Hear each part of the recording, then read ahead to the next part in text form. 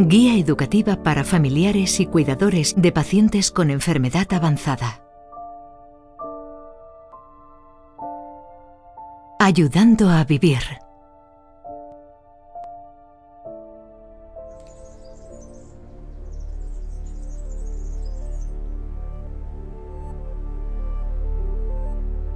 Esta guía ha sido creada en base a la experiencia de otras personas que han pasado por su misma situación.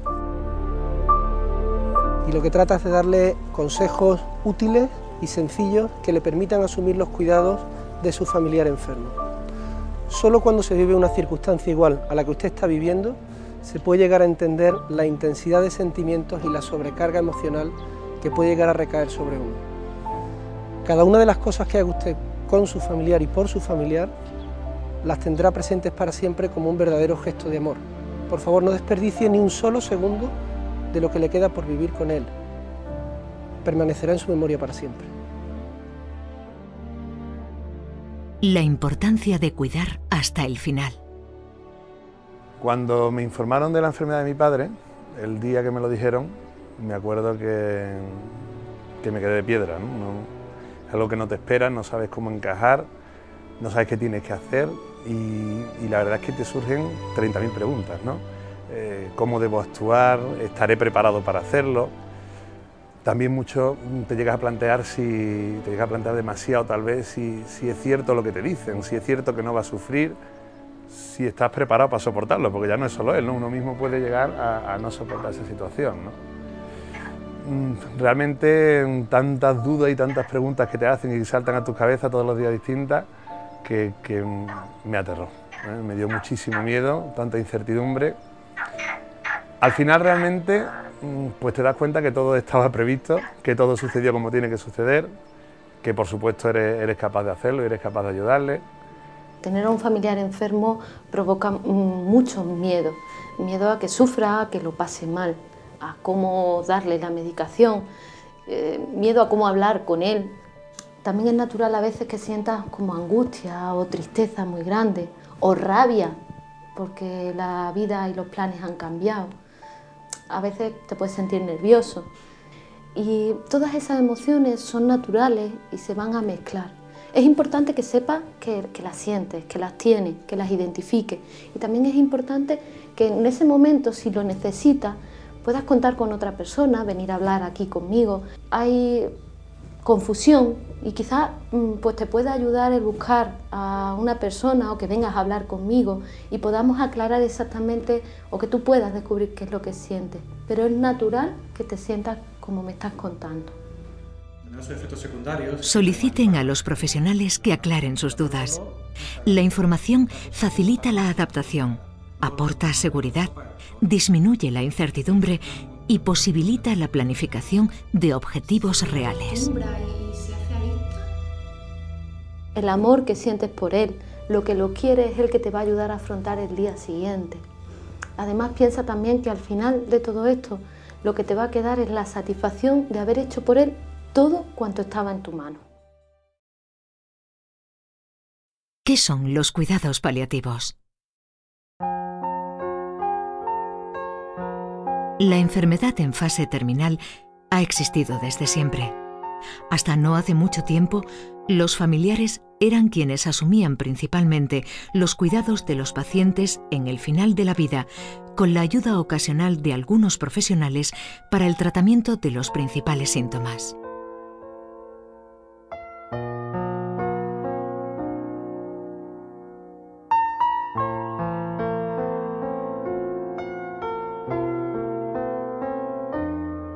Los cuidados paliativos son las actuaciones dirigidas a enfermos que se encuentran en situación avanzada y terminal y también a sus familiares y tienen por objeto sobre todo aliviar su sufrimiento y mejorar en lo posible la calidad de vida durante esta etapa. Cuando la enfermedad de mi padre avanzó, sin posibilidad ya de curación, el equipo de cuidados paliativos se hizo cargo de todos y cada uno de los síntomas, el dolor, la fatiga, las dificultades para respirar, la falta de apetito. Nos aconsejaron hasta el final, incluso después de su muerte, se hicieron cargo de nosotros. Los equipos de cuidados paliativos son interdisciplinares, están formados por varios profesionales, fundamentalmente médicos enfermeras, psicólogos y trabajadores sociales, todos ellos con un objetivo común de aliviar al paciente y a la familia en todo lo posible. El fin es aliviarle el sufrimiento en cuanto a síntomas, y el dolor es uno de los más importantes, pero también abordar aspectos emocionales, sociales, espirituales, lo que llamamos una atención integral. Hay claras evidencias de que esta es la mejor atención que pueden recibir los pacientes y sus familias, esto está claramente demostrado, y además en nuestro país está reconocido como un derecho. El médico se ocupa fundamentalmente de diagnosticar las enfermedades y de administrar los tratamientos. La enfermera de valorar las necesidades de los pacientes, dar cuidados y hacer el seguimiento. El psicólogo es el responsable del apoyo emocional y la trabajadora social pues de valorar las necesidades y los recursos que son necesarios. ¿Quién proporciona cuidados paliativos?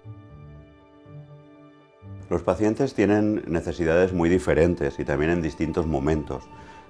Todos los pacientes tienen que ser vistos por un médico que les atienda. El médico que les atiende generalmente es un médico de cabecera, el médico de atención primaria, cuando están en el domicilio, y él está capacitado y ha recibido formación para atenderle y aliviarle. Si ingresa en el hospital, también le puede atender el especialista que se ocupa de él, sea el oncólogo, el especialista de pulmón, de corazón, etc. Lo que pasa es que a veces hay situaciones un poco más difíciles, que llamamos de mayor complejidad, y en esos casos intervienen los equipos expertos o equipos especialistas de cuidados paliativos. Los equipos de cuidados paliativos pueden atender al enfermo tanto en su casa, son los equipos domiciliarios, como en el hospital cuando está ingresado, en las unidades de cuidados paliativos. En este momento en España hay más de 300 equipos de cuidados paliativos y esta cifra sigue aumentando. En cualquier lugar donde se encuentre un paciente en estado terminal, domicilio, residencia, centro específico de cuidados paliativos u hospital, tiene derecho a recibir cuidados paliativos. La intensidad y especialización de los cuidados será adecuada a las necesidades del paciente.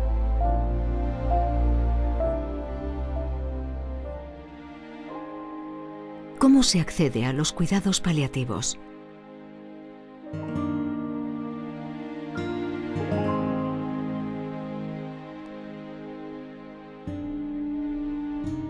El acceso a los cuidados paliativos es un acceso especializado.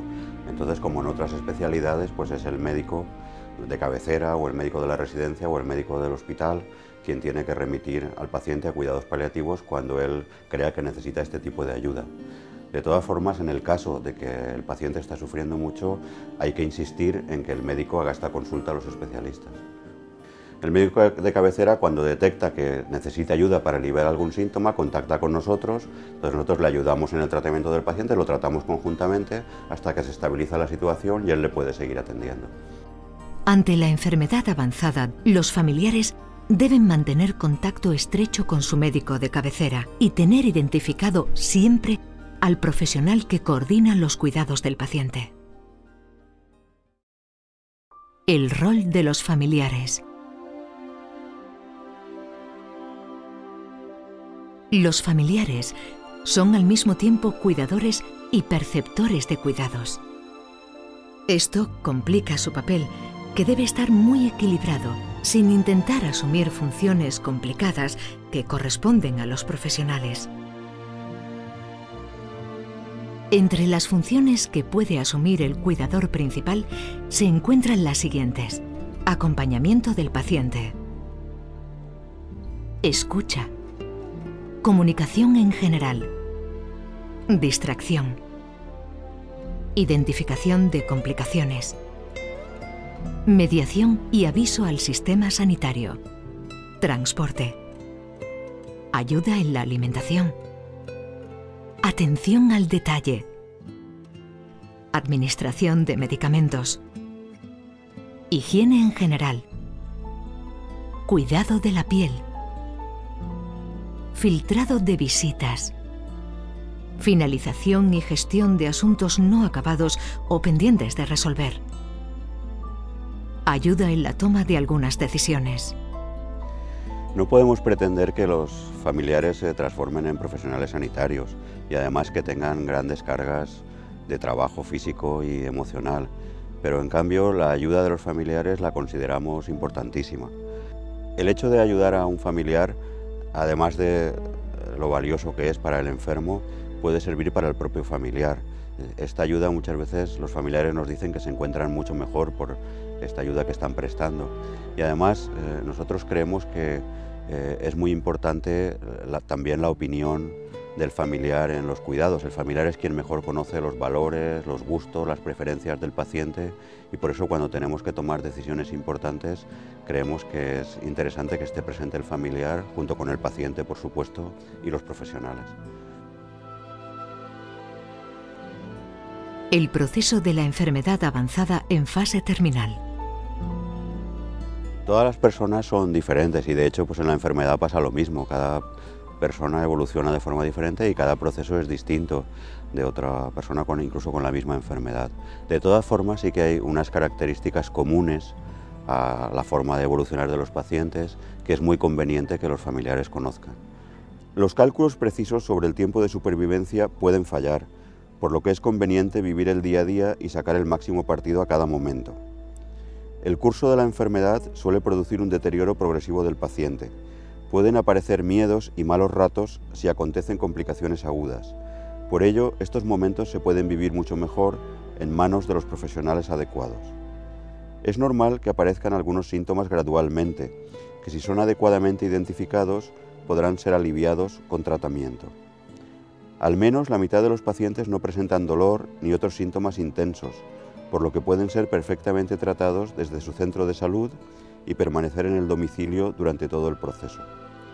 El sufrimiento es mucho más que el dolor físico, la dificultad para respirar o las náuseas, y puede tener múltiples causas que hay que identificar.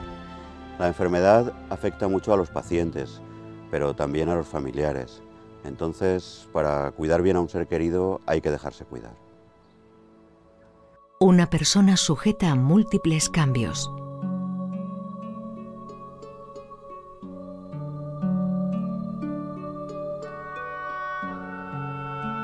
Cuando la enfermedad avanza, el cuerpo, las emociones, el entorno social pueden cambiar rápidamente. Incluso los valores y las creencias pueden hacerlo.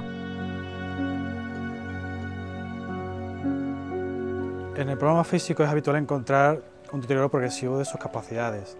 La rapidez del caso y del deterioro dependerá de cada paciente, ¿no? Poco a poco aparecerá debilidad, que no es conveniente forzarla. Es decir, cada paciente que haga su vida normal, ni forzar actividad, ni forzar que coma más o menos, y esperar que la enfermedad haga su evolución natural. En esta época y en esta etapa el plano social se restringe y se focaliza mucho en la familia. Los asuntos familiares son los más importantes, porque el paciente tiene que resolver conflictos que puede tener abiertos, tiene que despedirse de sus familiares más o menos cercanos y aprender a preparar un poco el final. Entonces la familia es el núcleo y hay que dar oportunidad a que se pueda comunicar con todos ellos, familiares lejanos. Ayudarse a estos trámites es una labor en la que los familiares pueden ser fundamentales.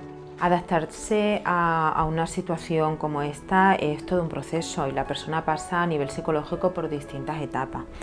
Hay un momento de fuerte impacto donde la persona está como un poco perdida, lo que llamamos una situación de shock emocional, para pasar a una fase a veces de negación, donde piensan que los médicos se han equivocado, que quizás las pruebas eran erróneas. Incluso hay pacientes que responden con ira, con rabia, porque no les gusta lo que les está sucediendo.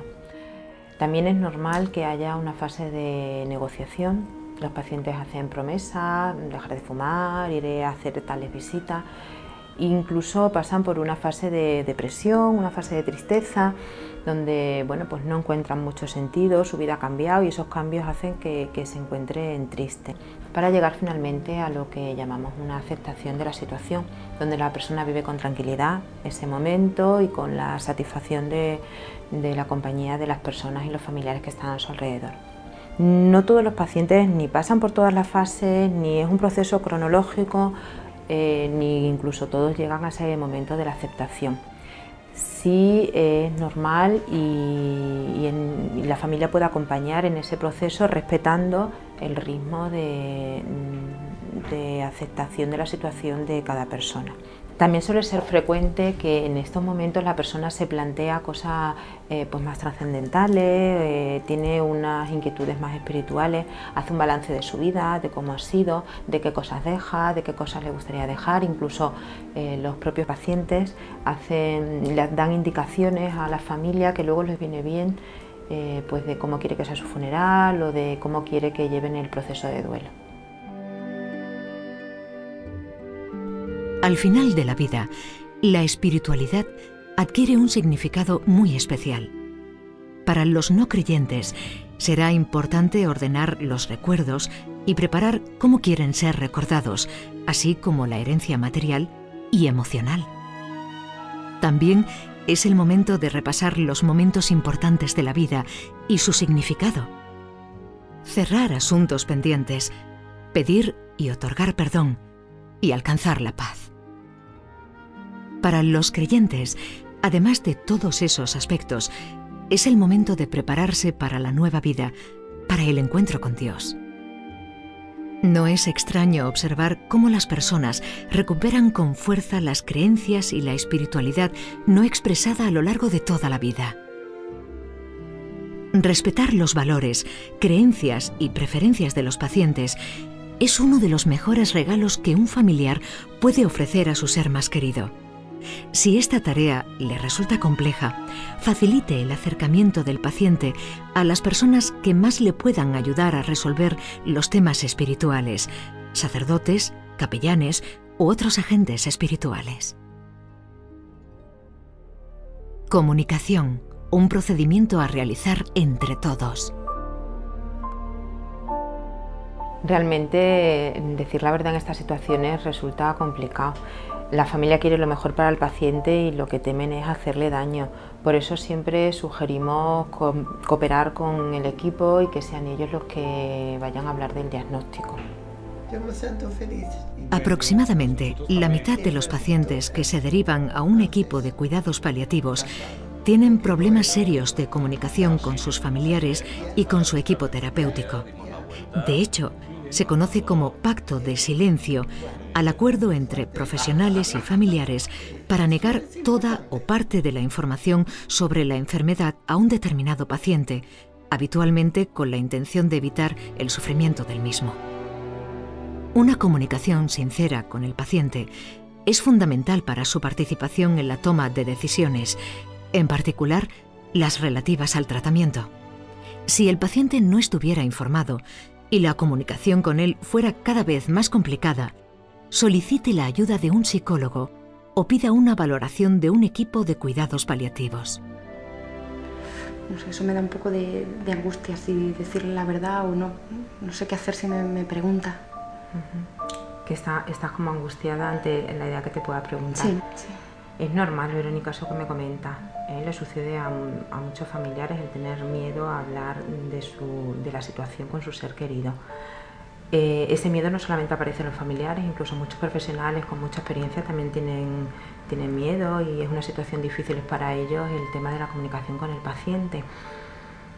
Lo que sucede en esas situaciones es que no hay recetas mágicas, cada paciente es distinto y lo que sí se aconseja es seguir un poco el ritmo del paciente, evitar mentirle y luego ir viendo poco a poco cuáles son sus necesidades. Sí, pero es que mi madre está muy deprimida y si yo le digo esto, se me viene abajo. Es que se me viene abajo. Es normal que tengas este miedo. El hecho de que tu madre no lo hable contigo o que no se lo hayáis comentado no nos indica que ella no sepa nada de lo que está sucediendo. Seguramente ella coge mucha información de otros sitios, como puede ser tu cara, como puede ser la de los médicos o los profesionales que la atienden, su deterioro físico. Todo eso seguramente está provocando que ella se sienta triste. El tema es que si no la habla con nadie, también se puede sentir aislada. Por eso te aconsejaba y te sugería que evitaras mentirle y si no sabes qué decir, podemos callarnos y buscar otra forma de ir hablando con ella de toda esta situación. Y si me pregunta, no sé, directamente, por ejemplo, y si me pregunta, ¿me voy a morir? ¿Cómo se responde a eso? Esa es una de las situaciones más complicadas y que más teme la familia, el hecho de que le pregunten si se va a morir. Yo en ese caso quizás no respondería inmediatamente.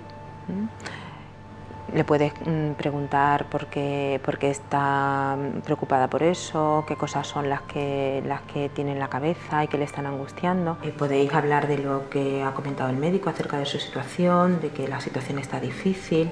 Incluso si te ves muy apurada, puedes proponerle que la próxima vez que vaya el equipo a visitarle, pues podéis hablar de ese tema si ella lo necesita. Sé que es difícil.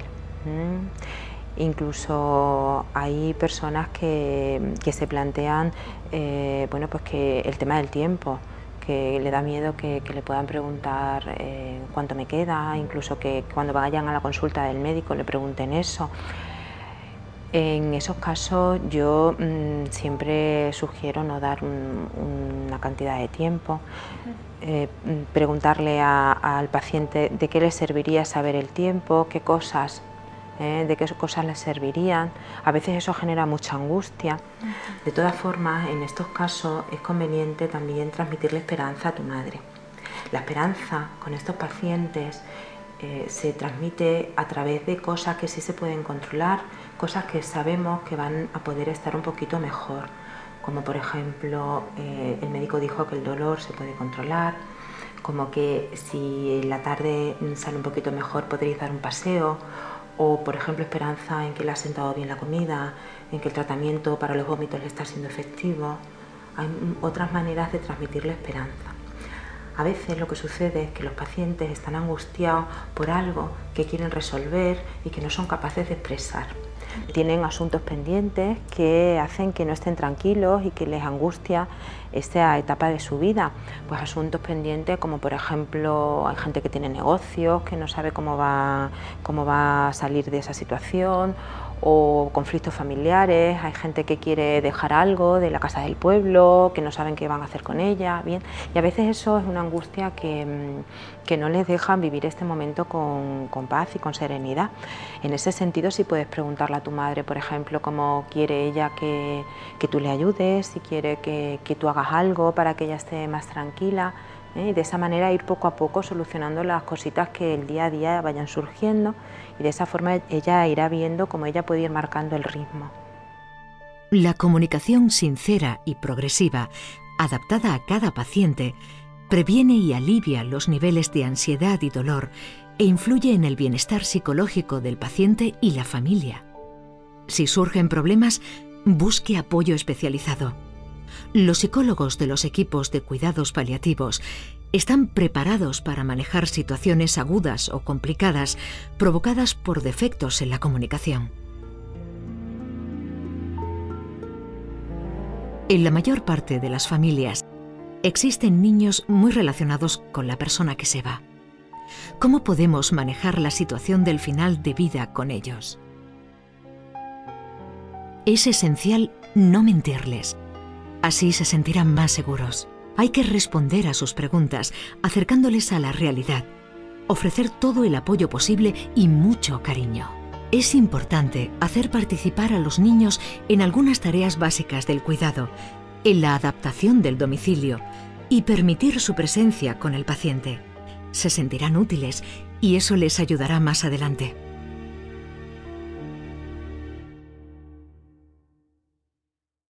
El mejor regalo que usted puede hacerle a un ser querido es escucharle. En ocasiones la familia tiene como mucha necesidad de decirle muchas cosas, de darle muchos ánimos.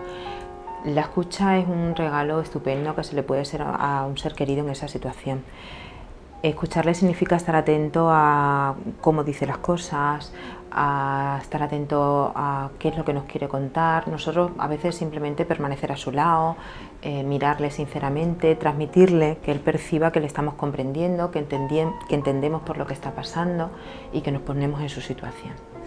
Mi madre ahí sí que tiene carácter y está, que ella que me dice clarísimamente que no soy yo la que estoy pasando por esto, que no soy yo la que me estoy muriendo y que cómo la voy a entender, ¿no? O sea, que no, ahí sí que ella saca todo su carácter, desde luego. Claro que a veces los pacientes responden con rabia y responden enfadados ante esa situación. Generalmente esa rabia no es algo personal hacia la persona que le cuida, suele ser más un reflejo de lo mal que se están sintiendo, de la situación tan difícil que están pasando. En esos casos yo te sugeriría que dejaras que ella se desahogara, que ella expresara esa rabia y luego ya cuando pase un poco la tormenta ya podréis hablar de qué cosas le preocupan, qué es lo que quiere que hagas tú para ayudarla y cómo en otras ocasiones poder comunicaros en ese sentido. Y si la animo, no la animo. Ya. A veces los pacientes no les apetece hablar, no todos los días tienen ganas de hablar. Es bueno que busques de sugerirle cosas que sepas que le pueden gustar, que tú sepas que otras veces le ha servido para que ella se sienta mejor, pero puede ser que haya ocasiones que no tengas que hacer mucho más que estar a su lado, acompañarla y ver un poco lo que ella te va pidiendo que puedes hacer y que ella va necesitando, y respetando los silencios, porque a veces la persona necesita también ese espacio de acompañamiento simplemente. Las personas necesitan expresar la pena y los sentimientos, hablar de ello y compartirlo, especialmente en las fases finales de la vida, cuando, por otro lado, la comunicación puede hacerse más difícil y complicada.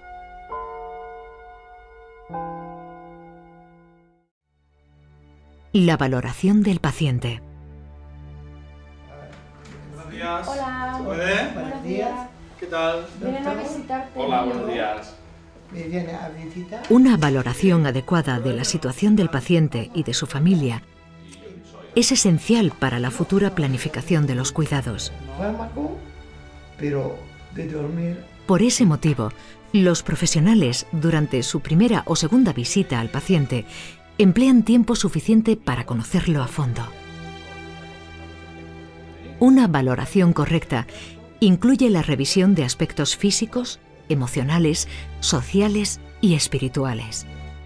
Algunos de los aspectos más importantes a valorar mediante entrevista al paciente, a sus familiares y a la exploración física son el dolor, si mejora o empeora con algo, las dificultades para respirar, las náuseas o vómitos, la diarrea o el estreñimiento, la debilidad, si se siente cansado, la piel y sus posibles alteraciones, alteraciones del sueño, si tiene insomnio o se despierta a menudo, si se siente especialmente triste o nervioso o preocupado, y cualquier otro signo, sudor, fiebre, pequeñas hemorragias, tumoraciones.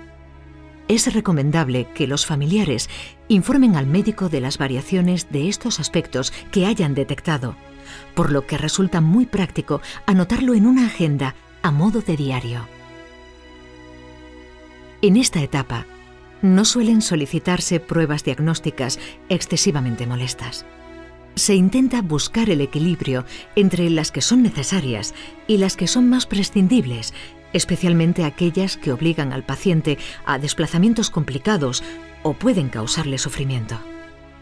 Es habitual en la valoración inicial y en el seguimiento posterior de los síntomas el uso de escalas de valoración. La más conocida es la llamada escala visual analógica.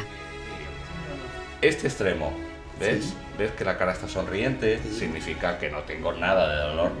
Y este extremo significa está triste. Triste. Muchísimo dolor. Yeah. Tú lo mueves de un lado a otro según el dolor que tengas. ¿Hacia dónde lo mueves? Lo volvemos y decimos, ¿tiene dolor? Cero. Cero. ¿Has visto lo sencillo? Familiarizarse con las escalas de valoración que utilice el equipo asistencial puede ser de gran utilidad para detectar situaciones que precisen ayuda. Los síntomas uno a uno. Para mucha gente es el problema al que más temen, el síntoma al que más temen tanto los enfermos como las familias. Pero aquí sí que se puede dar un mensaje bastante tranquilizador. La mayoría de los dolores, 9 de cada 10 por lo menos, se pueden aliviar muy eficazmente utilizando habitualmente medicamentos. A veces medicamentos sencillos y a veces medicamentos calmantes más potentes como la morfina. A la morfina se le tiene bastante miedo, pero también hay que decir que es un fármaco que nos gusta mucho a los a quienes tratamos a los pacientes porque les alivia de forma muy eficaz el dolor y es un medicamento sencillo de utilizar y seguro, ¿eh? Y esto es algo que también hay que poder transmitir a los familiares. Y luego, además de medicamentos, los familiares también pueden ayudar mucho a aliviar el dolor con lo que decimos medidas no farmacológicas, desdramatizando la situación, transmitiéndole que se puede controlar, haciendo que el enfermo esté cómodo, que encuentre la postura en la que se alivia más el dolor, creando un ambiente relajante, haciéndole escuchar música, leyéndole alguna historia que le pueda apetecer escuchar. La dificultad para respirar o falta de aire se denomina técnicamente disnea. También es una sensación que puede ser angustiosa para el enfermo y puede también aliviarse bastante eficazmente con medicamentos, entre ellos también la morfina, como decíamos antes. Pero es muy importante también las medidas de acompañamiento del enfermo cuando está sintiendo esta angustia. Por ejemplo, es importante abrir las ventanas, hacer que la habitación esté bien ventilada, incorporarle, ponerle semisentado en la cama, crear un ambiente de relax. A veces hay que poner un humidificador para la habitación. Algunos pacientes además necesitan oxígeno, que también les alivia esta dificultad para respirar, pero no en todos los casos es necesario. Sí, las náuseas son frecuentes, las puede presentar un tercio de los pacientes y muchas veces van seguidas de vómitos. El vómito puede también alarmar un poco, pero muchas veces el hecho de vomitar ya hace que el paciente se encuentre mejor. Entonces, la actitud del familiar tiene también que ayudar a desdramatizar la situación, hacer que esté cómodo, que se mantenga la intimidad. La gente muchas veces cuando está en esta situación pues prefiere que solo le acompañe la gente muy estrechamente unida a él. La debilidad es de los problemas más frecuentes y en este caso no es de los más fáciles de controlar con medicamentos. De hecho, aunque el enfermo esté aliviado en otras cosas, la debilidad suele ir a más y va aumentando. Entonces aquí como podemos ayudar al enfermo es favoreciendo que se adapte lo mejor posible a esta debilidad progresiva y a esta situación de dependencia. Los familiares le pueden ayudar transmitiendo un mensaje de que siempre están ahí, como de hecho están, y de que no representa una carga para ellos el ayudarle. A veces, cada vez, muchos enfermos nos dicen que se sienten una carga, pero es un sentimiento de ellos, que no es real en los familiares. Y de hecho, de alguna forma hay que expresarle que sigue siendo igual de valioso para los familiares como lo era antes, a pesar de esta debilidad. La debilidad yo sé que os preocupa, pero está relacionado con otros síntomas, como son la falta de apetito, la desgana y la falta de interés con las cosas banales. Es importante que no le forcéis a comer y que tampoco le forcéis a hacer actividades a un horario determinado. Es bueno que le facilitéis el aseo, la higiene personal y que estéis pendientes de todas sus necesidades para moldaros a él. Yo sé que a él le preocupa mucho sobre todo el adelgazamiento. El adelgazamiento en estos pacientes es normal. Lo que pasa es que para él también, tanto como para vosotros, le produce angustia. Intentad explicarle que todo está relacionado porque su organismo no puede asimilar de una forma normal la comida. Sin embargo, si él os sigue haciendo preguntas o si él os sigue manifestando algún tipo de inquietud, coméntanoslo al equipo para que podamos orientarte a ti y responderle a él sobre todo esto. Otro síntoma que también puede preocupar mucho a él y a vosotros es el estreñimiento. El estreñimiento casi en la mitad de nuestros pacientes ocurre y muchas veces relacionado con el tratamiento y con las medicinas que nosotros le estamos poniendo para calmarle los síntomas. Vosotros ahí jugáis un papel muy importante, tanto para valorar el ritmo de las deposiciones, la molestia que tengan hacer esas deposiciones, como para informarnos y anotar cuántas deposiciones hace a la semana, de cómo son esas deposiciones, si le produce disconfort o no. La tristeza, la ansiedad o nerviosismo y el insomnio también son síntomas frecuentes y suelen padecerse de forma conjunta.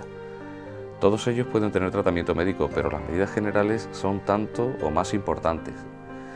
De nuevo, el ambiente tranquilo, la compañía y especialmente las técnicas de distracción y relajación son de gran utilidad y pueden ser provistas por los familiares. Vigile que el paciente duerma y descanse adecuadamente por la noche. Si no es así, solicite el medicamento adecuado a su médico. En caso de desorientación o agitación, pregunte a su médico sobre las pautas a seguir.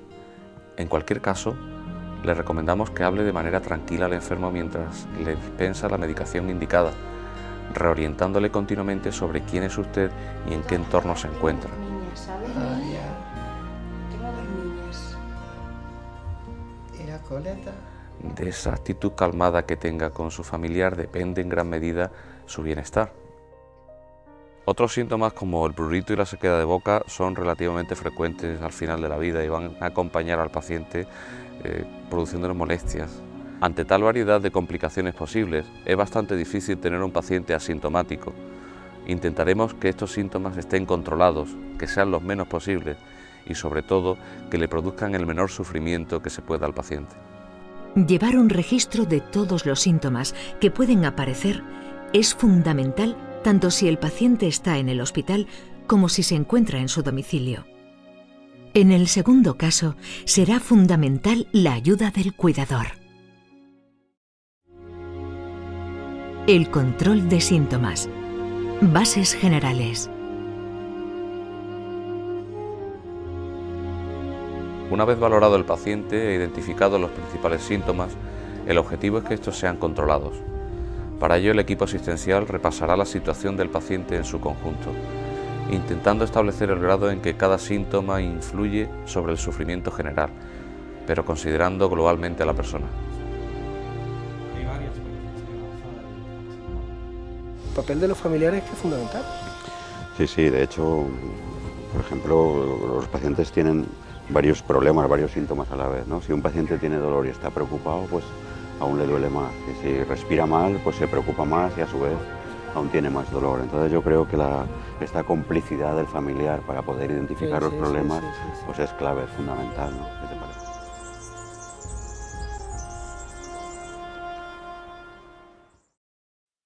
Los fármacos en cuidados paliativos. Tratamientos útiles e inútiles.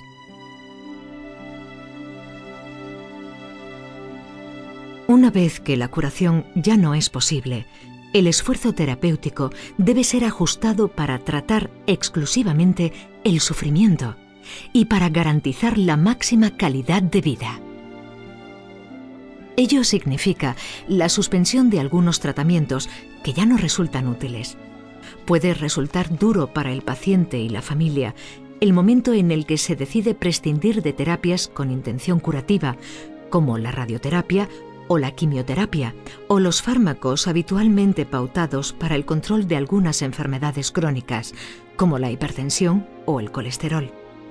No se extrañe si progresivamente el médico los va retirando. Mientras el paciente puede tragar convenientemente, la vía oral es la más indicada. Cuando el enfermo corre riesgo de atragantamiento, se suele utilizar la vía subcutánea por su facilidad de uso. Manuel, voy a colocarte lo que te conté antes, una aguja subcutánea. Se lo vamos a poner para poner la medicación que necesites de rescate.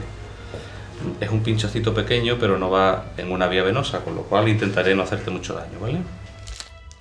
Esta es la aguja que le vamos a poner, ¿vale? Es muy pequeñita, entonces con esto es posible que tú le pongas la medicación en rescate cuando se vaya de alta. Porque como no va en vena, en domicilio la podéis utilizar vosotros sin problema. Manuel, ahora voy a darte aquí un poquito de betadine, ¿vale?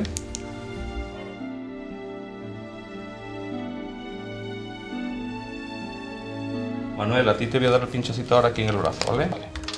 Bueno, venga, ahora va el pinchazo, Manuel, ¿eh? Tú tranqui, que esto no duele, ¿vale? Ya está. ¿Ha notado? ¿Te ha dolido? La dosis de rescate es por si hay algún síntoma que veáis que de pronto hay una exacerbación de él. Pues entonces cogéis la medicación que el doctor os va a decir y se la administráis como yo te voy a explicar ahora.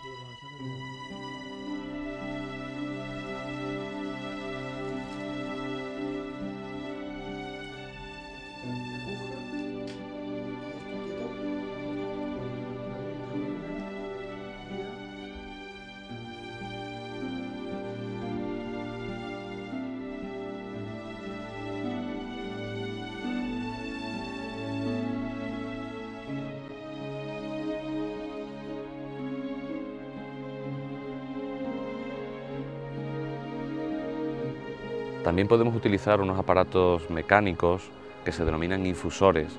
Mediante estos aparatos podemos realizar la administración de la dosis exacta de medicación que necesita Manuel durante 1 o 2 días.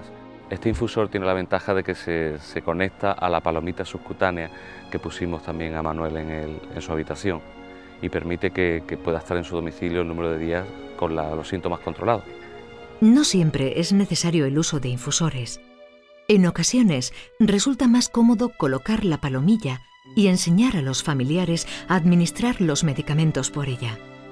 Otra opción, cada vez más usada para los analgésicos, es la medicación por vía transdérmica, por su facilidad de uso, seguridad y comodidad.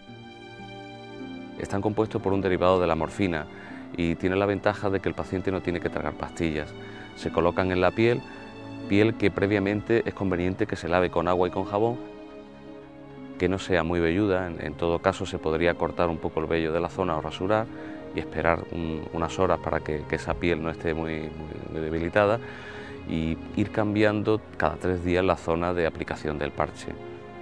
Habitualmente puede haber una exacerbación de los síntomas más frecuentes, como son el dolor, la falta de aire, las náuseas, los vómitos, el insomnio, la angustia. Ten en cuenta que todos estos síntomas fluctúan, incluso de un día para otro. Por eso es importante que tengáis en domicilio una medicación que nosotros llamamos de rescate. Son dosis extras de medicación que pondremos a vuestra disposición y dejaremos todo pautado mediante qué dosis exacta hay que poner para cada una de las situaciones para que podáis resolverlo incluso en la familia.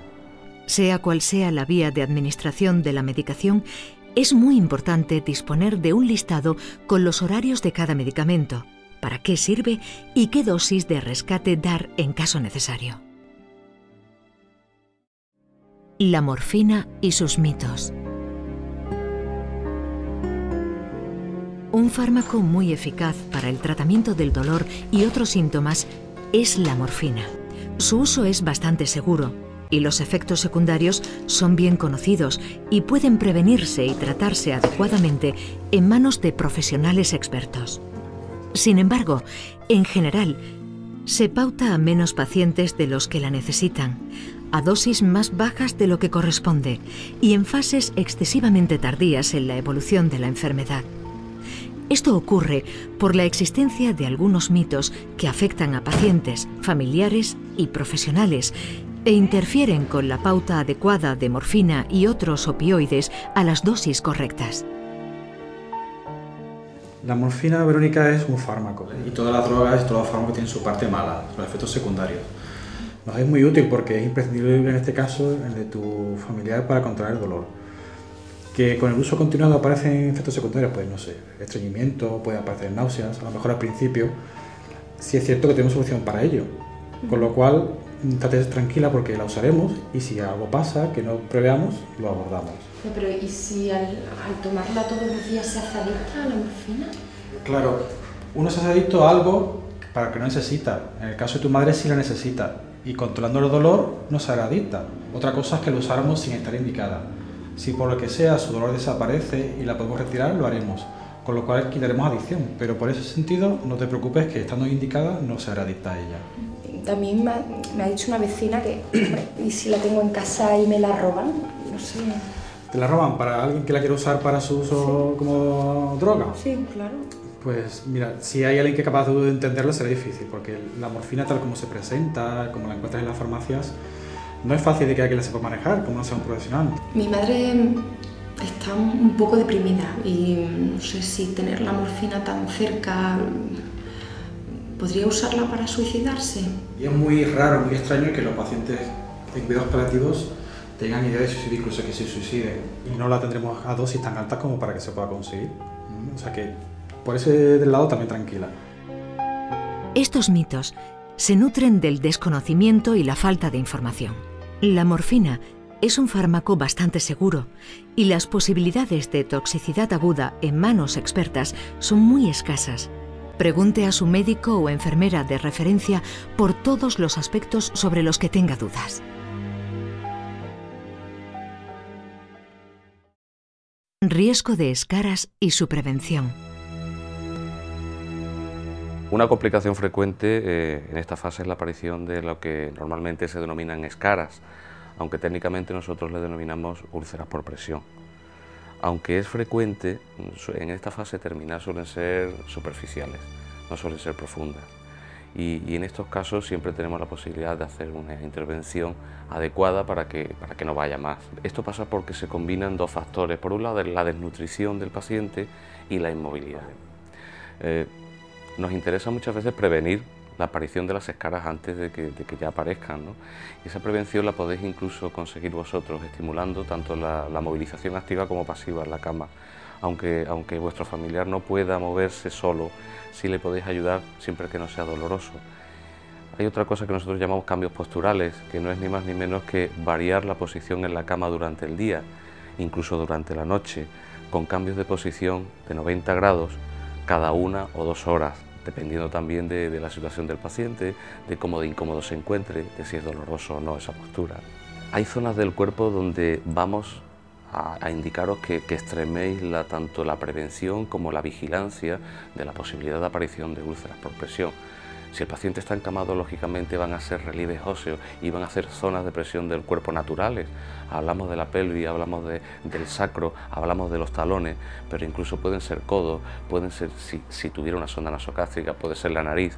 Es decir, todo eso os lo vamos a ir recordando y vamos a ir incluso valorándolo conjuntamente por si hay que hacer alguna intervención, alguna recomendación. Incluso existen una serie de dispositivos que podemos utilizar. Se usan más en hospitales y en centros residenciales, son colchones antiescaras, son cojines antiescaras y solamente en situaciones de alto riesgo se utilizan en domicilio.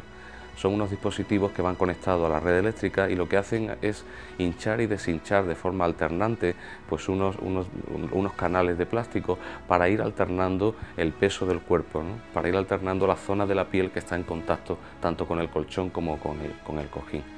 En el caso de que apareciera ya una úlcera, nosotros hablamos ya de diferentes estadios, se puede incluso aplicar un apósito hidrocoloide o un apósito de alginato cálcico. Hay muchos tipos de intervenciones que podemos hacer una vez que la úlcera haya aparecido, ¿no? Y en eso pues estaremos en contacto con nosotros para que podamos hacer valoraciones continuamente de la situación. Existen asociaciones que colaboran con nosotros, que nos prestan material para que podáis utilizar en casa.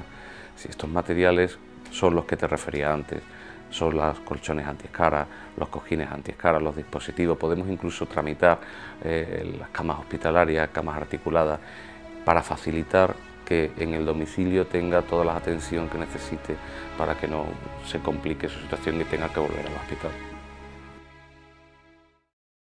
Urgencias al final de la vida. Una vez que conocemos al paciente y lo hemos valorado, y el equipo experto lo conoce, realmente es muy raro que haya situaciones realmente urgentes. Lo que sí podemos encontrar situaciones en las que sus síntomas, lo que ya tenía, se descompensen un poco. Para esto el equipo ya lo habrá previsto seguramente desde el principio y habrá indicado las cosas a hacer. Estas son las medicaciones que llamamos de rescate y le indicamos a la familia o al paciente en tal caso lo que hay que hacer con tal medicina.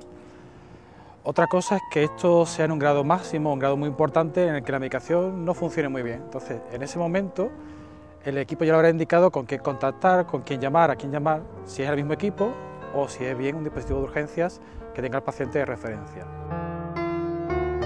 Tenga siempre a mano el teléfono del centro de salud de referencia y el nombre de su médico y enfermera de cabecera. Recuerde que fuera del horario habitual de atención del centro de salud, debe ponerse en contacto con el Centro Coordinador de Urgencias 112 o del 061. Evite, en la medida de lo posible, acudir directamente con el paciente a un centro de urgencia hospitalaria, ya que los viajes a urgencias en medios particulares suelen ser incómodos, con medios de transporte poco adecuados, y la urgencia hospitalaria normalmente no es el lugar idóneo para el manejo de un paciente con enfermedad avanzada.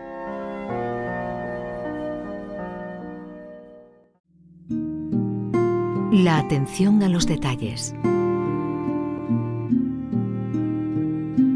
Ya hemos visto algunas de las funciones más frecuentes de los familiares como cuidadores. Exploremos ahora algunas otras funciones relacionadas con la alimentación, la atención a los detalles, el filtrado de visitas y el cuidado de la boca.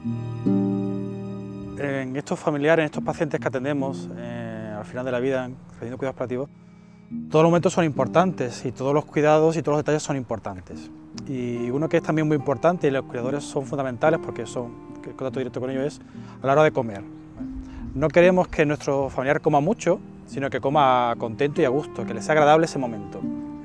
Al final de la vida siempre buscamos que todos los momentos sean agradables. Entonces, la comida puede ser un momento desagradable si no la adaptamos a los gustos del paciente. Entonces, la labor del cuidador es presentar un plato agradable. No nos apetece que sea un plato grande porque a los pacientes les será muy trabajoso, que sea vistoso, que sea fácil de comer, que sea al gusto del paciente, al gusto del familiar. Todos tenemos un plato que nos gusta de toda la vida, nuestro plato preferido, pues esos son los momentos de preguntar por ellos, de favorecer todo esto. En los últimos días es habitual que nuestros pacientes no beban por sí solos. Tampoco nos importa mucho realmente que beban más o menos cantidad. Sí nos importa que la boca esté húmeda y esté hidratada. Y esto lo podemos hacer en casa fácilmente nosotros, los propios familiares. Para esto lo que tenemos que hacer es tan sencillo como preparar una infusión que le guste al paciente, que sea agradable, y humedecer la boca del paciente con una gasa, con una turunda de algodón, pues los labios, la punta de la lengua, la parte más externa de la boca. Los párpados son otra parte que puede verse afectada y estar un poco secos. Podemos continuar igual cuidando la piel, dependerá de qué parte del cuerpo tenga más o menos seca, lo podemos hacer, dar una loción hidratante para que no tenga picor, para que esté tranquilo, un aroma relajante. Todo esto ayudará a que la situación sea más agradable para él y esté confortable. Es interesante que los cuidadores preparen con cariño el lugar donde el paciente va a recibir los cuidados. La decoración ha de ser sencilla, pero agradable, y debe facilitar la limpieza, eliminando elementos decorativos innecesarios que acumulan polvo y que no son importantes. Suele ser útil colocar portarretratos con fotografías seleccionadas por el paciente en un lugar visible para él. Una solución parecida puede ser un corcho en el que sujetar los recuerdos con chinchetas. La mesilla ha de ser cómoda, de forma que tanto el paciente como los cuidadores tengan acceso a una pequeña cantidad de instrumentos útiles, pañuelos, bastoncillos, algodones, etc. La cama, a ser posible, será articulada. Consulte a su trabajador social sobre las posibilidades de disponer de material ortoprotésico y de protección y confort, camas, sillas, andadores y bastones. Procure que la televisión no moleste al paciente. Deje que él decida cuándo está encendida y qué programa quiere ver. Intente que las visitas resulten agradables, cortas, y prevea periodos de descanso sin visitas. Su papel puede ser fundamental organizando el programa de acompañamiento.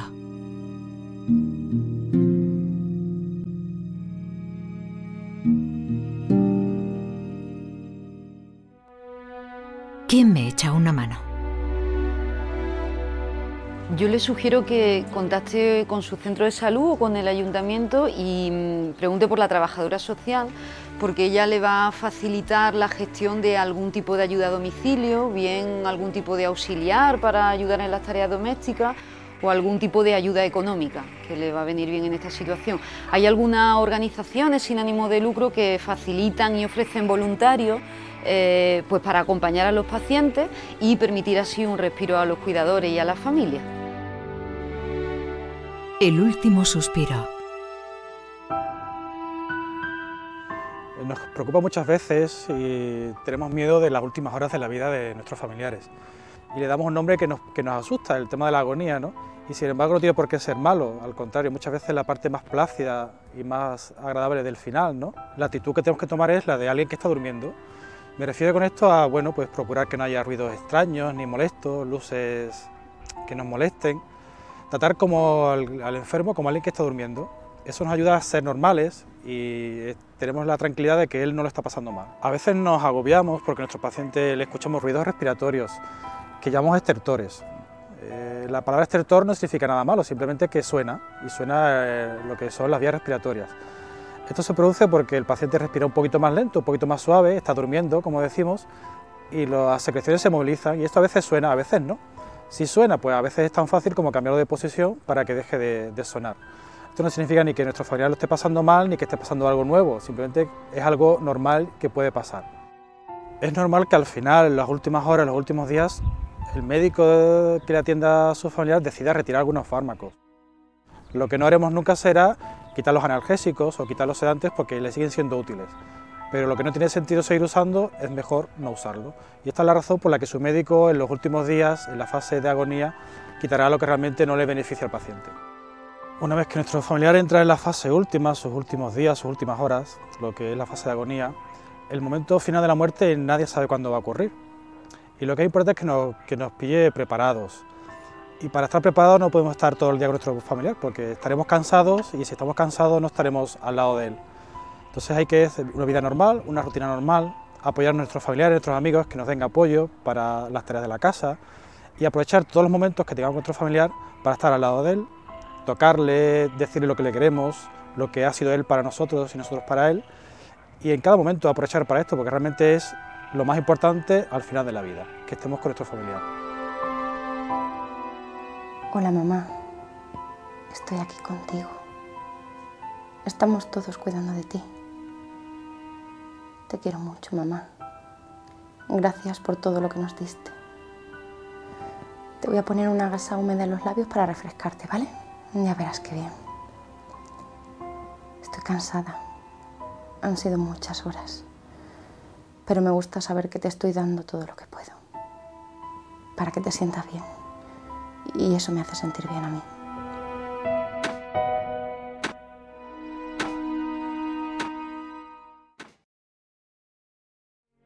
El duelo, respuesta normal a la pérdida de un ser querido.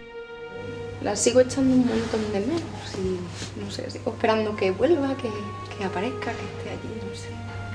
Sí, eso que estás viviendo ahora es natural, es el duelo. Y el duelo es el tiempo después de perder a esa persona que tanto quieres, como tú. Y como dice la palabra, pues duele, y duele el corazón. Duele tanto que al principio uno se queda como que no sabe bien qué está pasando. Pasado unos días, pues empieza uno a sentir esa tormenta emocional que tienes ahora. El echarlo de menos, la añoranza. Se mezcla pues con rabia a veces, o con el sentirse muy nerviosa. Y todo eso nos hace sentir a veces extraños y es natural. Cuando van pasando el tiempo, quizás más tiempo, uno vuelve a hacer la vida, a reanudar las tareas, uno vuelve a involucrarse en cosas nuevas, a sentirse más seguro otra vez, a pisar firme.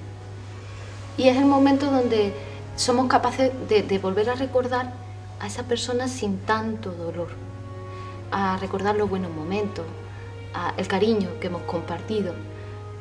Y eso que ahora duele mucho, que es cuando viene a la cabeza ese recuerdo, después uno siente la satisfacción de haberlo tenido cerca. Hay ocasiones donde pues, la angustia dura mucho tiempo y uno se siente incapaz de afrontar el día a día y eso se alarga.